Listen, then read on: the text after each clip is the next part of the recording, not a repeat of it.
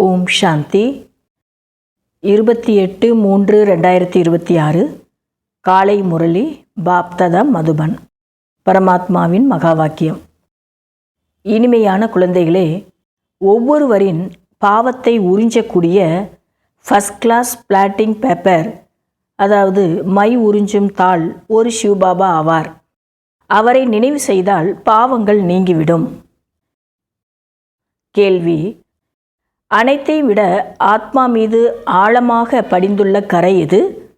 அதை நீக்குவதற்கு என்ன உழைப்பு செய்ய வேண்டும்? பதில்: ஆத்மா மீது தேக அபிமானத்தின் ஆழமான கரை படிந்துள்ளது. அடிக்கடி தேகதாரிகளின் பெயர் உருவத்தில் மாட்டிக்கொள்கின்றது. தந்தையை நினைவு செய்யாமல் தேகதாரிகளை நினைவு செய்து கொண்டுள்ளது. ஒருவருக்கொருவர் மனதை துக்கப்படுத்தி கொள்கிறது. இந்த கரையை நீக்குவதற்காக ஆத்மா அபிமானி ஆகுவதற்கு முயற்சி செய்ய வேண்டும். பாடல்: முகத்தை பார்த்துக்கொள் மனிதா. ஓம் சாந்தி. இனிமையிலும் இனிமையான அனைத்து சென்டர்களிலும் உள்ள குழந்தைகள் பாடலை கேட்டீர்கள். இப்பொழுது தங்களை பார்த்து கொள்ளுங்கள். எவ்வளவு புண்ணியம் செய்கின்றேன், எவ்வளவு பாவத்தை நீக்கியிருக்கிறேன் என்று. முழு உலகத்தின் சாது சந்நியாசிகள் முதலானோர் ஏ பதித்த பாவனார் வா என்று அழைக்கின்றார்கள். ஒருவர்தான் பதித்தர்களை பாவனப்படுத்தக்கூடியவராக இருக்கின்றார். இப்பொழுது ஒவ்வொருவரும் தன்னுடைய மனதில் கேட்டுக்கொள்ளவும், எவ்வளவு பாவத்தை நீக்கியுள்ளேன் என்று, மேலும் எவ்வளவு பாவத்தை செய்து கொண்டிருக்கிறேன் என்றும் கேட்டுக்கொள்ள வேண்டும். மற்றபடி எவ்வளவு பாவம் பஸ்மமாகவில்லை என்று இது எப்படி தெரியும்? மற்றவர்களுக்கு வழிகாட்டி கொண்டே இருங்கள்.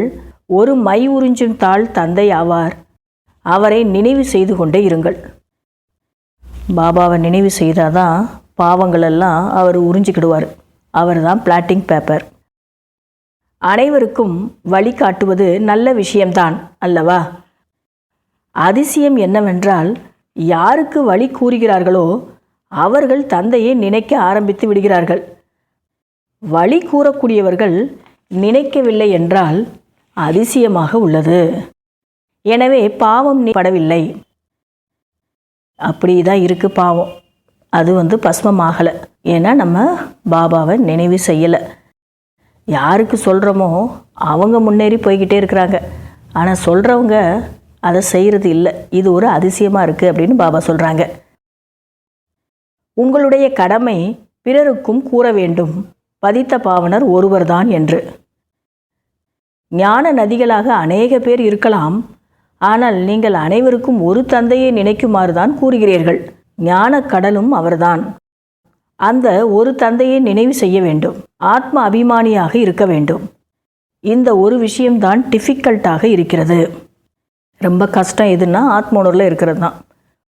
உங்களுக்கு மட்டும் தந்தை சொல்லவில்லை, அனைத்து சென்டர்களிலும் உள்ள குழந்தைகளுக்கும் சொல்கிறார். பாபாவின் கவனத்தில் இருக்கிறார்கள் அனைவரும். தந்தையோ அனைத்து குழந்தைகளையும் பார்க்கிறார் அல்லவா? நன்றாக சேவை செய்யக்கூடிய குழந்தைகள் எங்கு இருக்கிறார்கள் என்று. சிவபாபா தோட்டக்காரர் ஆவார். தந்தையைப் போல் நல்ல தோட்டக்காரர் யாரோ அவர்களை தந்தையே நினைவு செய்கின்றார். பணக்கார மனிதர்களுக்கு 4-5 குழந்தைகள் இருந்தாலும் யார் பெரிய குழந்தையோ அவரைத்தான் நினைவு செய்வார். மலர்களிலும் பலவிதம் உள்ளன அல்லவா? தந்தையும் பெரிய தோட்டக்காரர் யாரோ அவர்களைத்தான் நினைவு செய்கின்றார். தந்தை யுக்தி சொல்கிறார், என்னை நினைவு செய்வதனால் தேக அபிமானம் என்கிற கரை நீங்கிவிடும். ஆத்ம அபிமானி ஆகுவதற்கு உழைக்க வேண்டியுள்ளது. சிலர் பாபாவிற்கு உண்மையை கூறுவதில்லை. சிலர் சார்ட் எழுதி அனுப்புகிறார்கள், பிறகு களைப்படைந்து விடுகின்றனர். இதுவோ உயர்வான குறிக்கோள் ஆகும். பாபா கூறுகிறார், இந்த தொழிலை மட்டும் செய்து கொண்டே இருங்கள். தந்தையை நினைவு செய்யுங்கள், பிறரையும் நினைவு செய்ய வையுங்கள். அவ்வளவுதான். அனைத்தையும் விட உயர்ந்த தொழில் இதுதான். யார் தான் நினைவு செய்வதில்லையோ அவர்கள் இந்த தொழிலை செய்ய முடியாது. முயற்சி செய்கிறவங்க தான் மற்றவங்களையும் முயற்சி செய்ய வைக்க முடியும். பாபா இந்த தொழிலை செய்யணும் அப்படின்னா நீங்களும் நல்லா நினைவு செய்திருக்கணும் அப்படின்றாரு பாபா. மற்றவங்களுக்கு சொல்வதற்கு முன்னாடி நீங்கள் செய்திருக்கணும். தந்தையின் நினைவு இதுதான் யோக அக்னி ஆகும். இதன் மூலம் பாவங்கள் பஸ்மமாகிறது. எனவே கேட்கப்படுகிறது, எந்த அளவிற்கு பாவம் பஸ்மமாகி உள்ளது என்று.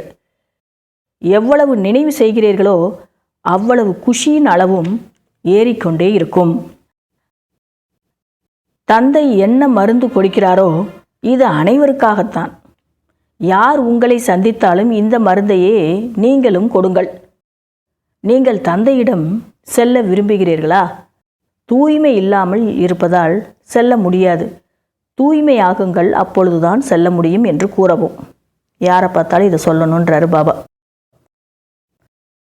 தந்தை சுகம் அளிப்பவர், எனவே அவரை நினைவு செய்யவும். துக்கம் அளிப்பவன் ராவணன் ஆவான். அனைத்தையும் விட தேக அபிமானம் முதலாவதாக வருகிறது. இப்பொழுது தந்தை புரிய வைக்கிறார், நீங்கள் ஆத்ம அபிமானி ஆக வேண்டும். இதில்தான் உழைப்பு உள்ளது.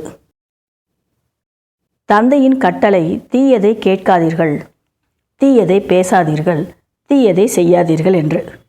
குரங்கிற்காக இல்லை, இது மனிதர்களுக்கான விஷயமாகும். மனிதர்கள் குரங்கு போன்று இருப்பதால் குரங்கு பொம்மையை காட்டிவிட்டனர். அதிக பேர் முழு நாளும் சண்டை சச்சரவில் ஈடுபட்டு கொண்டே இருக்கின்றனர். எனவே பாபாவும் இங்கு புரிய வைக்கின்றார். தந்தை சொல்கிறார், அனைவருக்கும் குழந்தைகளாகிய நீங்கள் சுகம் கொடுக்க வேண்டும். அனைவருக்கும் ஆத்மாபிமானியாக ஆகுங்கள் என்று சொல்லவும். தந்தையின் நினைவு செய்யுங்கள் என்றும் சொல்லவும். எந்த விதமான பணத்தின் கொடுக்கல் வாங்கல் விஷயம் இங்கு கிடையாது. மிகவும் அன்பான தந்தையை நினைவு செய்யுங்கள். அப்பொழுது உங்களுடைய பாவங்கள் அனைத்தும் பஸ்மமாகிவிடும். குழந்தைகளின் மனநிலை மிகவும் இனிமையாக இருக்க வேண்டும். யாரையாவது பார்த்தாலும் பேசினாலும் குழந்தைகளும் மை உறிஞ்சும் பேப்பர், அதாவது மை உறிஞ்சும் தாளாக உள்ளார்கள் என்று கூற வேண்டும். இப்பொழுது அந்த மனநிலை குழந்தைகளிடம் இல்லை. யாராவது தந்தையிடம் கேட்டார்கள் என்றாலும், உறிஞ்சும் தாள் என்ன, சாதாரண தாளாக கூட இன்னும் குழந்தைகள் இல்லை என்றுதான் கூறுவார். அவ்வளோ சேவை நம்ம செய்தாதான் மற்றவர்களுடைய பாவத்தையும் நம்ம பஸ்மம் ஆக்க முடியும். ஆனால் பாபா சொல்கிறாங்க, இன்னும் அந்த அளவுக்கு நீங்கள் சேவை செய்யலை. சேவை செய்திருந்தால் தான் நீங்களும் பாபாவை போன்று அந்த பாவத்தை உறிஞ்சும் தாளாக ஆக முடியும். பாபா அனைத்து சென்டர்களிலும் உள்ள குழந்தைகளுக்கு புரிய வைக்கிறார். தந்தையோ அனைத்து புள்ளிகளுக்கும் கூறுகிறார். அதாவது ஆத்மா புள்ளியாக இருக்குது, அதனால் எல்லா புள்ளிகளுக்கும் சொல்கிறாராம், குழந்தைகளே என்னை மட்டும் நினைவு செய்யுங்கள். உறுப்புகள் மூலம் பேசுகிறீர்கள். உறுப்புகள் இல்லை என்றால் ஆத்மா சப்தமிட முடியாது. ஒருபொழுதும் ஒருவருக்கொருவர் மனதை துக்கப்படுத்தக்கூடாது. ஒருவருக்கொருவர் சுகம் சென்றடைய வேண்டும். உங்களுடைய வேலை இதுதான். ஞானம் என்பது மிகவும் சுலபம்தான், நினைவில்தான் கஷ்டம் உள்ளது. உலகில் ஞானமோ 15-20 வருடங்களாக படிக்கிறார்கள். எவ்வளவு சப்ஜெக்ட் உள்ளது அங்கு. இந்த ஞானமோ உங்களுக்கு மிகவும் சகஜமானதாகும். டிராமாவை தெரிந்து கொள்வது கூட ஒரு கதை போன்று ஆகும். முரளி வாசிப்பதும் பெரிய விஷயம் அல்ல, நினைவுதான் மிகவும் கஷ்டமானதாகும். பாபா மீண்டும் மீண்டும் சொல்கிறார், இருந்தாலும் குழந்தைகள் செய்வதில்லை டிராமா. இருந்தபோதிலும் முயற்சி செய்து கொண்டே இருங்கள். நல்லது.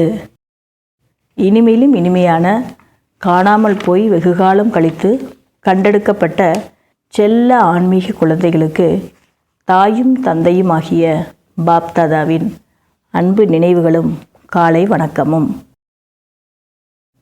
கடைபிடிக்க வேண்டிய முக்கியமான சாராம்சம். முதல் பாயிண்ட்டு, ஒருபொழுதும் யாருடைய மனதையும் துக்கப்படுத்தக்கூடாது. அனைவருடைய மனதிற்கும் சுகம் சென்றடைய வேண்டும். ஒரு தந்தையை நினைவு செய்ய வேண்டும். அனைவருக்கும் நினைவுபடுத்தவும் வேண்டும். 2வது பாயிண்ட்டு, பாவத்தின் கரைகளை நீக்குவதற்கு ஆத்மாபிமானி ஆகி அழியாத பிளாட்டிங் பேப்பர் தந்தையை நினைவு செய்ய வேண்டும். மனநிலையை அப்படி உருவாக்கி கொள்ள வேண்டும், அனைவருக்கும் நன்மை செய்து கொண்டே இருக்கும் அளவிற்கு. வரதானம், தன்னுடைய உயர்ந்த தன்மை மூலம் புதுமை தன்மை என்கிற கொடியை ஏற்றக்கூடிய சக்தி சொரூபம் ஆகுங்கள். இப்பொழுது சமயப்படி அருகாமையின்படி சக்தி சொரூபத்தின் பிரபாவம் மற்றவர்கள் மீது எப்பொழுது ஏற்படுகிறதோ அப்பொழுது கடைசி பிரத்யக்ஷத்தன்மையின் வெளிப்பாடு அருகாமையில் கொண்டு வர முடியும். பாபா சொல்கிறாங்க, சக்தி தனக்குள்ளே இருக்கக்கூடிய சக்தி சொரூபத்தை வெளிப்படுத்தும் போது, மற்றவர்கள் மீது அந்த தாக்கத்தை ஏற்படுத்தும் போது கடைசி பிரத்யக்ஷத்தன்மை வெளிப்பாடாகும். எப்படி அன்பு மற்றும் சகயோகத்தின் வெளிப்பாடு செய்துள்ளீர்கள், அதுபோன்று சேவையின் கண்ணாடியில் சக்தி ரூபத்தை அனுபவம் செய்ய வையுங்கள். எப்பொழுது தன்னுடைய உயர்ந்த தன்மை மூலம் சக்தி சொரூபத்தின் புதுமை தன்மையின் கொடியை ஏற்றுகிறீர்களோ அப்பொழுது பிரத்யக்ஷத்தன்மை ஏற்படும். தன்னுடைய சக்தி சொரூபத்தை கொண்டு சர்வசக்திவான் பாபாவின் சாட்சாத்காரத்தை காண்பியுங்கள். ஸ்லோகன், மனம் மூலம் சக்திகளையும் செயல் மூலம் குணங்களையும் தானம் செய்வதுதான் மகா தானமாகும். இன்றைய அவ்யக்த சமிக்கை. நிச்சயத்தின் ஃபவுண்டேஷனை உறுதி செய்து சதா பயமற்றவர்களாகவும் கவலையற்றவர்களாகவும் இருங்கள். தந்தைக்கு குழந்தைகள் மீது முழுமையான நம்பிக்கை உள்ளது. என்னுடைய குழந்தைகள் விக்ன விநாச தடைகளை அளித்த ஆத்மாக்கள், பூஜைக்குரிய ஆத்மாக்கள். இந்த குழந்தை தந்தையை காட்டிலும் முன்னோக்கி செல்லக்கூடிய ஆத்மா என்கிற நம்பிக்கை உள்ளது. நிமித்தமாகிவிட்டு சதா தந்தையை கவலையற்ற நிலையில் இருக்க வைக்கக்கூடிய, சதா மகிழ்ச்சி என்கிற செய்தியை சொல்லக்கூடிய ஆத்மா. இது போன்ற ஒவ்வொரு விசேஷத்தன்மையும் குழந்தைகளுக்குள் இருக்கின்றது. இந்த நம்பிக்கை தந்தை வச்சிருக்கிறாரு. அதுபோல தானும் கூட அவ்வாறு நம்பிக்கை வைத்து இந்த நினைவு சுரூபத்தில் இருந்தால் வெற்றியாளர் ஆகிவிடலாம். நல்லது. ஓம் சாந்தி.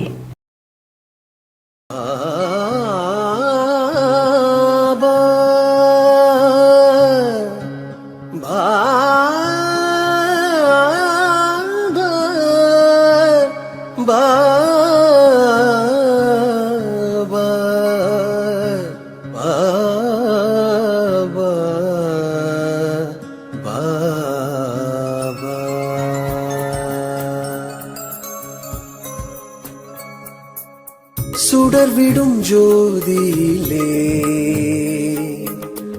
சுந்தரன் உன்னை கண்டோம். சுடர்விடும் ஜோதியிலே சுந்தரன் உன்னை கண்டோம். ஊனுயிரை மனம் மறந்து உன்னையே நினைந்திருப்போம். மனம் மறந்து உன்னையே நினைந்திருப்போம். இருள்மிகு மனதை ஒளிமயமாக்கவே, இருள்மிகு மனதை ஒளிமயமாக்கவே அருள் தரும் நல் தியானம் செய்வோம். உன்னையே நினைந்திருப்போம். உன்னையே நினைந்திருப்போம். சுடர்விடும் ஜோதியிலே சுந்தரன் உன்னை கண்டோம். ஓம் சாந்தி ஓம் சாந்தி ஓம் சாந்தி ஓம். ஓம் சாந்தி ஓம் சாந்தி ஓம் சாந்தி ஓம் ஓம். ஓம் சாந்தி ஓம் சாந்தி ஓம் சாந்தி ஓம். ஓம் சாந்தி ஓம் சாந்தி ஓம் சாந்தி ஓம்.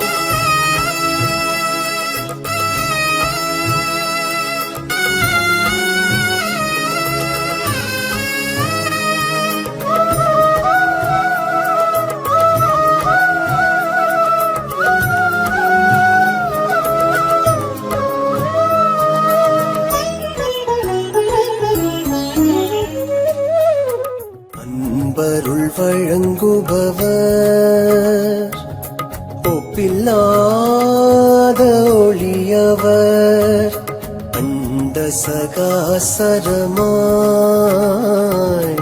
உருவான முதல்வன் சித்தத்திலே சிவனின் திருவருள் நிறையவே சித்தத்திலே சிவனின் திருவருள் நிறையவே ஞானத்தை அடையும் தத்துவம் காண்போமே தத்துவம் காண்போமே சுடர்விடும் ஜோதியிலே சுந்தரனுனை கண்டோம் சுடர்விடும் ஜோதியிலே சுந்தரன் உன்னை கண்டோம் ஊனுயிரை மனம் மறந்து உன்னையே நினைந்திருப்போம் உன் உயிரை மனம் மறந்து உன்னையே நினைந்திருப்போம் இருள்மிகு மனதை ஒளிமயமாக்கவே இருள்மிகு மனதை ஒளிமயமாக்கவே அருள் தரும் நல் தியானம் செய்வோம் உன்னையே நினைந்திருப்போம் உன்னையே நினைந்திருப்போம் சுடர்விடும் ஜோதியிலே சுந்தரனுனை கண்டோம் ஓம் சாந்தி ஓம் சாந்தி ஓம் சாந்தி ஓம் ஓம் சாந்தி ஓம் சாந்தி ஓம் சாந்தி ஓம் ஓம் ஓம் சாந்தி ஓம் சாந்தி ஓம் சாந்தி ஓம் ஓம் சாந்தி ஓம் சாந்தி ஓம் சாந்தி ஓம்